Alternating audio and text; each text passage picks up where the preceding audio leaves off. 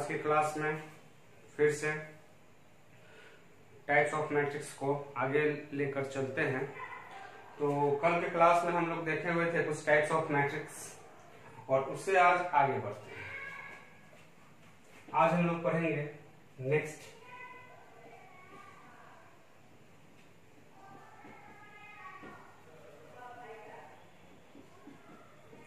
Equal matrix. That means equal matrix का मतलब होगा कि जैसे मान लीजिए अब यहां हमको दो मैट्रिक्स को इक्वल करना है, तो दो मैट्रिक्स को इक्वल हम लोग तभी कर सकते हैं जब उसका दोनों का ऑर्डर सेम होगा और दोनों मैट्रिक्स का जो कोरस्पॉन्डिंग एलिमेंट्स होगा वो कोरस्पॉन्डिंग एलिमेंट्स भी क्या होना चाहिए, सेम होना चाहिए। तो उसको हम लोग कहेंगे इक्वल मैट्रिक्स। यानी इक्वल मैट्रिक्स क्या होगा कि let A and B are equal matrix if condition क्या होगा एक नंबर में their order should be same, यानी कहने का मतलब उसका ऑर्डर सेम होना चाहिए। सेकेंड नंबर में their corresponding elements are same, यानी कहने का मतलब कि कोई भी दो मैट्रिक्स होगा वो दो इक्वल होगा कब, जब उसका ऑर्डर सेम होगा और उसके कॉरस्पॉन्डिंग एलिमेंट सेम होंगे। तो इसको अब एग्जांपल के थ्रू हम लोग देखते हैं कि यहाँ a is equal to 1 2 3 4, okay, b is equal to 1 2 3 4। यहां हम लोग दो मैट्रिक्स लिए एग्जांपल में, पहला लिए a इज इक्वल टू 1 2 3 4, दूसरा मैट्रिक्स b है 1 2 3 4। अब सबसे पहले देखते हैं कि दोनों का ऑर्डर, इस दोनों को हमको इक्वल लिखना है। क्या करना है, दोनों मैट्रिक्स को इक्वल यानी बराबर करना है। तो बराबर करने के लिए सबसे पहला कंडीशन होना चाहिए कि उसका ऑर्डर बराबर होना चाहिए, यानी जो फर्स्ट मैट्रिक्स का ऑर्डर होगा वही ऑर्डर सेकेंड वाले मैट्रिक्स का होगा। तो a का ऑर्डर देखते हैं, तो a का ऑर्डर है 2 क्रॉस 2, यानी इसमें दो रो है और दो कॉलम है। उसके बाद चलते हैं b का ऑर्डर देखने। तो b का ऑर्डर जब हम लोग देखेंगे तो यहाँ भी इसमें दो रो है और दो कॉलम है, यानी कहने का मतलब कि a और b दोनों का ऑर्डर सेम है, यानी जो मेरा फर्स्ट कंडीशन था वो फर्स्ट कंडीशन क्या होगा, सही हो गया, यानी वो सत्य है, ट्रू है। उसके बाद चलते हैं दूसरा कंडीशन। दूसरा कंडीशन कह रहा है their corresponding elements are same. तो कोरस्पॉन्डिंग एलिमेंट्स से मतलब है कि मान लो कि A का जो फर्स्ट पोजीशन का एलिमेंट्स है वही B में फर्स्ट पोजीशन पे होना चाहिए, यानी कहने का मतलब अगर यहाँ पे 1 है तो यहाँ भी 1 होना चाहिए, यहाँ 2 है तो यहाँ भी 2 है, यहाँ 3 है तो यहाँ 3 है, यहाँ 4 है तो यहाँ 4 है। यानी कहने का मतलब कि एक मैट्रिक्स के जिस पोजीशन का एलिमेंट्स दूसरे मैट्रिक्स के सेम पोजीशन के एलिमेंट्स के अगर इक्वल हो जाता है then we can say that they are the corresponding elements. Clear है। तो यहाँ हम जब दोनों एग्जांपल को देखते हैं तो यह निष्कर्ष निकलता है, यह पाते हैं कि दोनों का दोनों मैट्रिक्स क्या है, इक्वल है, और ये दूसरा भी कंडीशन मेरा क्या हुआ, सत्य हुआ, यानी ट्रू है। तो यहाँ पे हम लिख सकते हैं matrix A is equal to matrix B। ठीक है, तो इसको आप लोग नोट कर लीजिएगा पॉज करके। तो अब हम लोग नेक्स्ट आगे चलते हैं।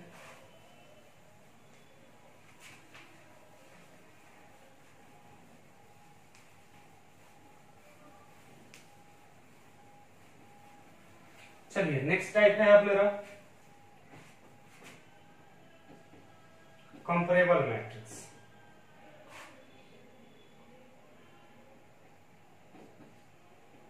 कंपेरेबल मैट्रिक्स, तो कंपेरेबल मैट्रिक्स ये क्या होगा, तो ये कंपेयर से बना कंपेरेबल। तो कंपेयर का मतलब होता है तुलना करना। तो जब यहाँ कंपेरेबल मैट्रिक्स होगा तो इसका मतलब है कि हम दो मैट्रिक्स को अब कंपेयर करने जा रहे हैं, दो मैट्रिक्स का अब हम तुलना करने जा रहे हैं।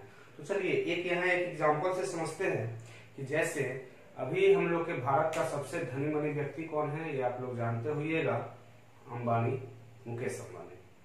अगर हम लोग उनसे अपना फर्तर करें, मुकेश अंबानी से, तो क्या ये तो सही नहीं होगा। तो अब हम अगर अपना कंपैरिजन करेंगे, जैसे मान लेते हैं कि अगर मेरा मंथली इनकम 50,000, 60,000 या व्हाटएवर जो भी हो, तो अब मैं अपना कंपैरिजन अपने ही लेवल के किसी व्यक्ति से करूंगा, ठीक है। मैं अपना लेवल अंबानी से नहीं कर सकता हूं। सेम उसी तरह यहां अगर हमको किसी भी मैट्रिक्स का अगर कंपैरिजन करना होगा, यानी दो मैट्रिक्स का कंपैरिजन करना होगा, कंपेयर करना होगा, तुलना करना होगा, तो उसके लिए दोनों मैट्रिक्स का ऑर्डर क्या होना चाहिए, सेम होना चाहिए। यानी कहने का मतलब कि two matrices A and B are said to be comparable। कब कंपेरेबल होगा, इफ देयर ऑर्डर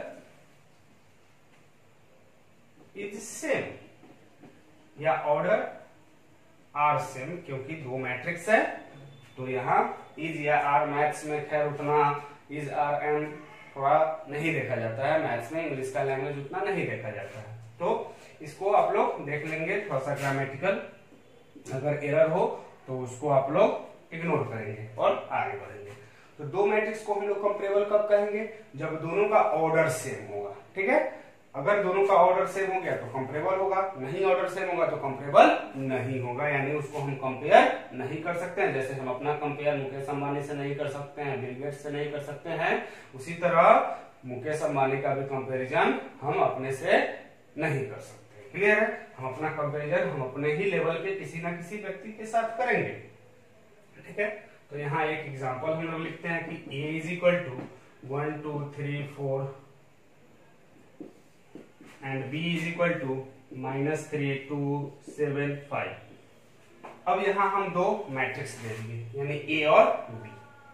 यहाँ a और b मैट्रिक्स देते हैं और इसमें हमको सिर्फ और सिर्फ इसका ऑर्डर चेक करना है, कोई जरूरी नहीं है। जैसे अभी जस्ट इसके पहले पढ़े थे इक्वल मैट्रिक्स, तो इक्वल मैट्रिक्स में दो कंडीशन था, ऑर्डर भी सेम होना चाहिए और जो कोरस्पॉन्डिंग एलिमेंट्स है वो कोरस्पॉन्डिंग एलिमेंट्स भी सेम होना चाहिए। इसमें सिर्फ और सिर्फ हमको ऑर्डर चेक करना है कि अगर ऑर्डर सही है तो वो कंपेरेबल होगा, उसको हम तुलना कर सकते हैं। तो ए का ऑर्डर देखते हैं, ए का ऑर्डर है कितना 2 क्रॉस 2, यानी इसमें भी 2 रो और 2 कॉलम। बी का ऑर्डर देखिए, बी का ऑर्डर भी है कितना 2 क्रॉस 2, यानी दोनों का ऑर्डर सेम है। तो हम लोग यहां से क्या लिख सकते हैं, A and B are comparable, ठीक है।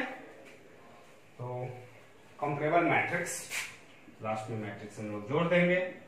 तो आई होप सो आप लोग को एक कंपेरेबल मैट्रिक्स समझ में आ गया होगा, उसके बाद में आप लोग को इक्वल मैट्रिक्स भी समझ में आ गया होगा। अब चलते हैं कि इस दोनों मैट्रिक्स का क्या जरूरत था। तो जैसे आप लोग 3.1 देखे होंगे, जो फर्स्ट डे का मेरा क्लास था, उसमें हमने आप लोग को होमवर्क दिया था 3.1। तो 3.1 में कुछ आपको क्वेश्चन आया होगा। जैसे पहला नंबर क्वेश्चन था कि उसमें उसका number of row, number of columns वगैरह वगैरह ये सब याद करना, उसको हम लोग देखे हुए थे।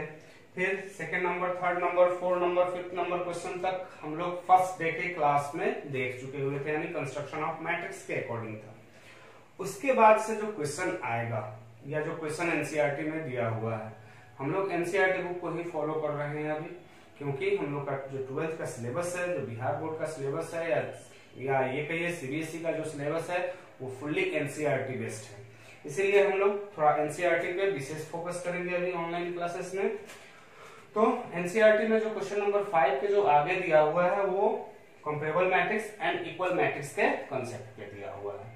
तो एक क्वेश्चन इस दोनों से रिलेटेड, यानी इक्वल मैट्रिक्स और कंपेरेबल मैट्रिक्स से रिलेटेड एक क्वेश्चन मैं यहाँ बताने जा रहा हूँ, और उसको आप लोग नोट कर लेंगे और इसको भी आप लोग पॉज कर नोट कर लीजिएगा कि कंपेरेबल मैट्रिक्स क्या है। अब हम लोग चलते हैं क्वेश्चन वाले सेक्शन पे।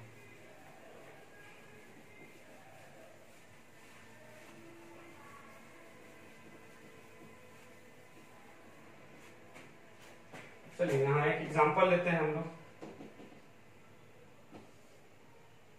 4x y z,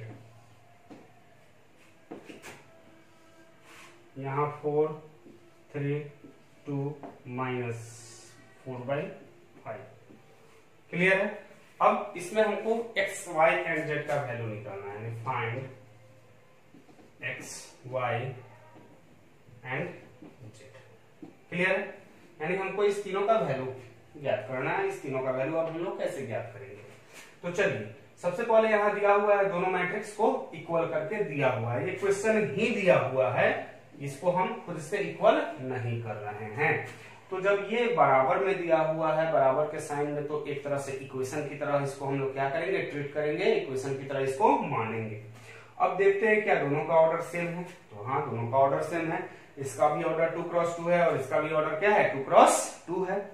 उसके बाद में अब जब इक्वल दिया हुआ है, हमको चाहिए x, y, z का वैल्यू, यानी यहाँ पे x, y और z का क्या वैल्यू रखा जाए, ये दोनों का दोनों मैट्रिक्स क्या हो जाएगा, इक्वल हो जाएगा। चलिए, तो अब लिखते हैं, यहाँ 4 है, यहाँ भी 4 है, ठीक है। यहाँ x है, तो x के जगह यहाँ हम x को किससे रिप्लेस कर सकते हैं? तो जब इक्वल मैट्रिक्स का कंसेप्ट अगर हम लोग लगाएंगे, तो बताया गया था कि कोरस्पॉन्डिंग एलिमेंट्स क्या होता है, वो सेम होता है।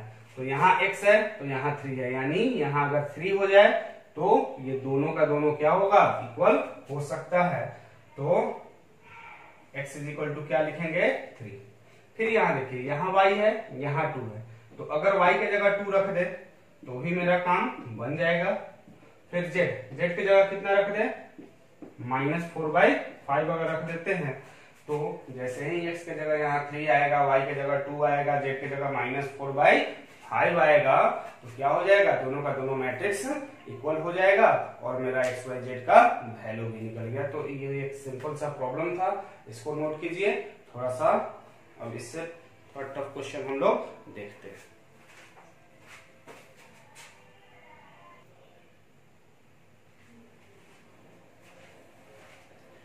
चलिए, तो यहाँ एक क्वेश्चन और हम लोग लेते हैं और इस क्वेश्चन को अब हम सॉल्व करते हैं। यहाँ दिया हुआ है और इसमें से हमको x और y का वैल्यू निकालना है, यानी यहाँ find x and y। Clear है। तो x एंड y का वैल्यू जब हमको निकालना है, तो फिर से ये इक्वल मैट्रिक्स के कंसेप्ट पे जाएगा। यानी कहने का मतलब कि सबसे पहले इसका हम रो चेक करेंगे, यानी रो का वैल्यू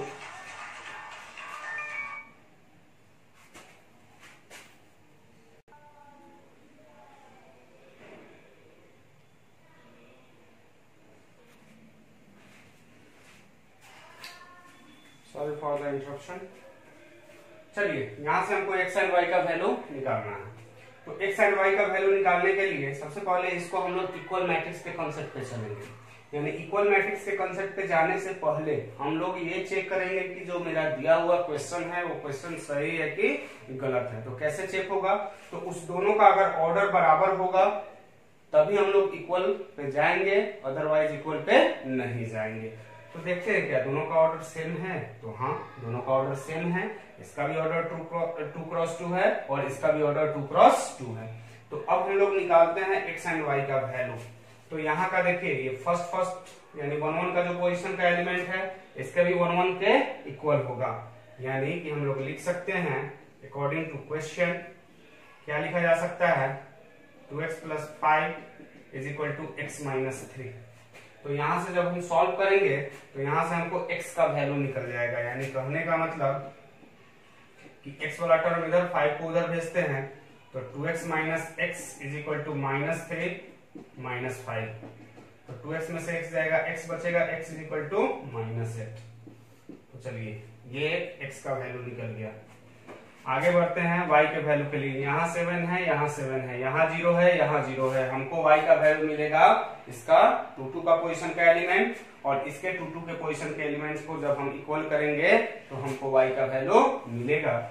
यानी कहने का मतलब यहाँ से हम लोग लिख सकते हैं 3y - 7 is equal to -5, then 3y is equal to -7 उधर चला जाएगा, तो -5 उधर जाके +7 होगा। तो यहाँ कितना हो गया, 3y is equal to +2, then y is equal to 2/3। Clear है। तो x का भी वैल्यू मिल गया यहाँ -8 और y का भी वैल्यू मिल गया 2/3। अब आप चाहें तो यहाँ रख के वैल्यू आप चेक कर सकते हैं कि ये जो मैट्रिक्स है वो दोनों इक्वल आ रहा है कि नहीं। तो चलिए थोड़ा सा एक बार क्रॉस चेक हम लोग कर लेते हैं कि जो मेरा वैल्यू आया है x का और जो मेरा वैल्यू आया y का, क्या वो दोनों मेरा सही है कि गलत है। तो x के जगह x का वैल्यू रखिए, यानी यहाँ -8 रखिएगा तो -8 इंटू 2 16 माइनस में +5, यानी यहाँ आ जाएगा कितना -11। यहाँ अगर x के जगह -8 रखते हैं तो -8 एंड -3 मिलकर कितना हो जाएगा -11, यानी यहाँ का एलिमेंट और यहाँ का एलिमेंट सही है, दोनों इक्वल है, तो x का वैल्यू भी करेक्ट है। फिर y के वैल्यू को क्रॉस चेक करते हैं, तो अगर यहाँ 2/3 रखेंगे तो 3 से 3 कैंसिल हो जाएगा, 2 - 7 -5 आएगा, यानी जो मेरा x का और y का जो वैल्यू है वो वैल्यू क्या है, सही है। तो इसको आप लोग फिर से नोट कर लीजिए पॉज करके, और हम लोग अब नेक्स्ट टॉपिक के तरफ आगे बढ़ेंगे। तो चलिए इसको अब हम मिटाते हैं, और अब आशा करते हैं कि आप लोग 3.1 कंप्लीट एनसीईआरटी सॉल्व कर सकते हैं।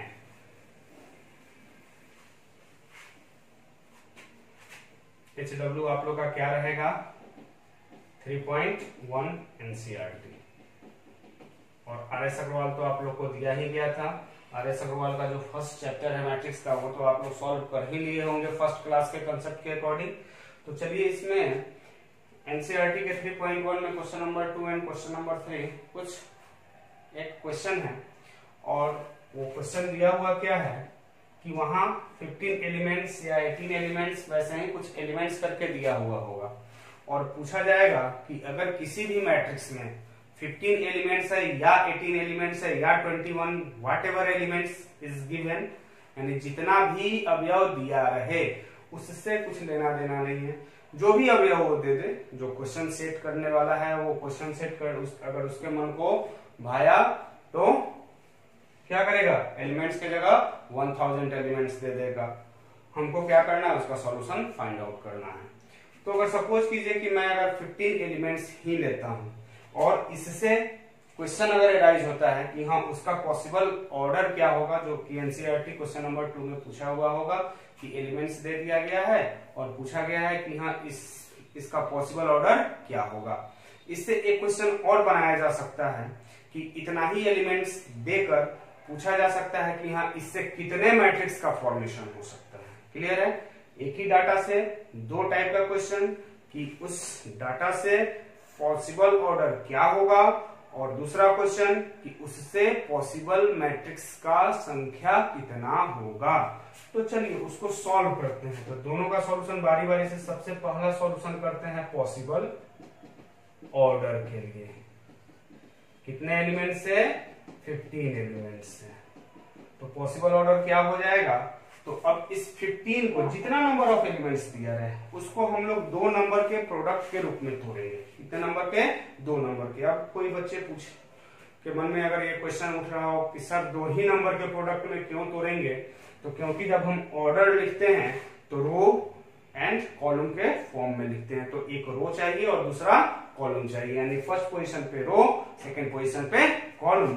तो इसीलिए यहाँ जो भी एलिमेंट्स दिया है, भले उसका फैक्टर 2 या 2 से ज्यादा हो, 4 हो, 10 हो, 50 हो, उससे हमको कोई मतलब नहीं है। हमको तोड़ना है सिर्फ और सिर्फ 2 ही फैक्टर के फॉर्म में, यानी 2 नंबर्स रहना चाहिए जिसको मल्टीप्लाई करने पर उतना आ जाए। तो चलिए 15 को तोड़ते हैं।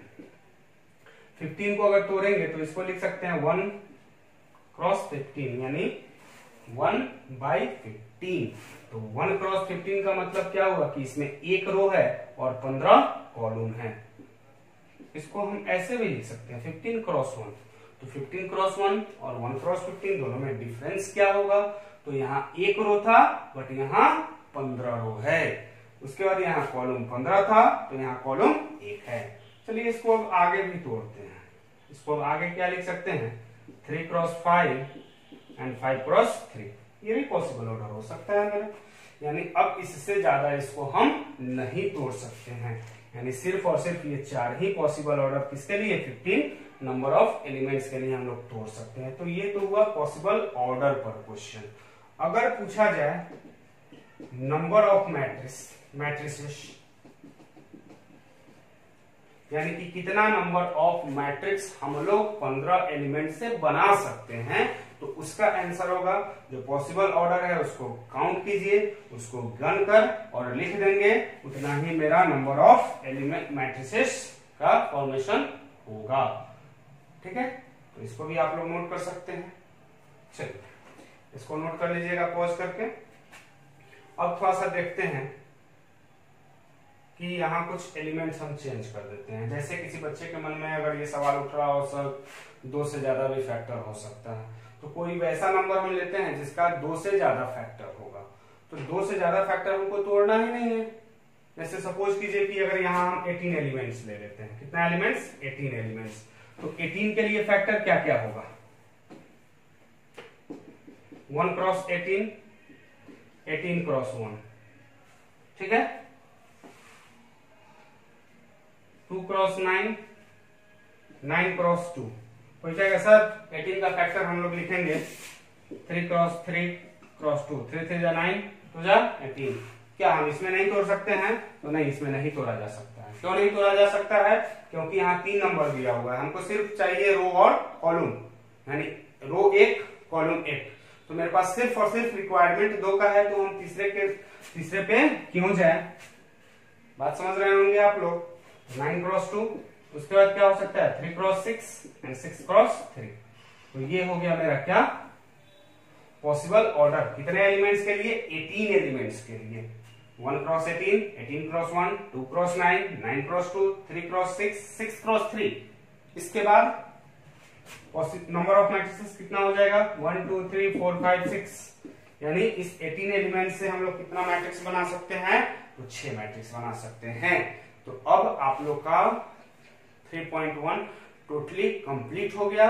उसको आप लोग कृपया बना लेंगे, और जिनको भी, जिस स्टूडेंट को जो भी प्रॉब्लम हो, जो भी क्वेश्चन का प्रॉब्लम हो, वो कृपया मेरे कमेंट बॉक्स में आप लोग जरूर लिख देंगे।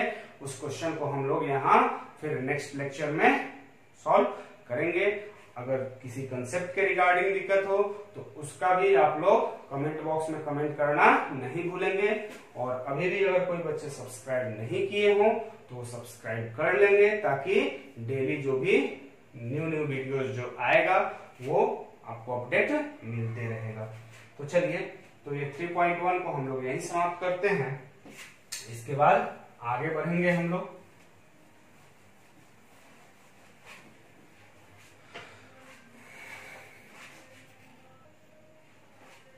तो आज का लेक्चर हम यही समाप्त करते हैं। अब नेक्स्ट लेक्चर में हम लोग पढ़ेंगे मैट्रिक्स, मैट्रिक्स का ऑपरेशन, मैट्रिक्स को हम ऐड कैसे करते हैं, मैट्रिक्स को सब्सट्रैक्ट कैसे करते हैं, मैट्रिक्स को मल्टीप्लाई कैसे करते हैं, और मैट्रिक्स में स्केलर मल्टीप्लिकेशन होता है, यानी ये 4-5 एप्लीकेशन इसका ऑपरेशन है। उस ऑपरेशन को हम लोग नेक्स्ट वीडियो में देखेंगे। तब तक के लिए आप लोग को ऑल द बेस्ट। घर पे रहें, सुरक्षित रहें।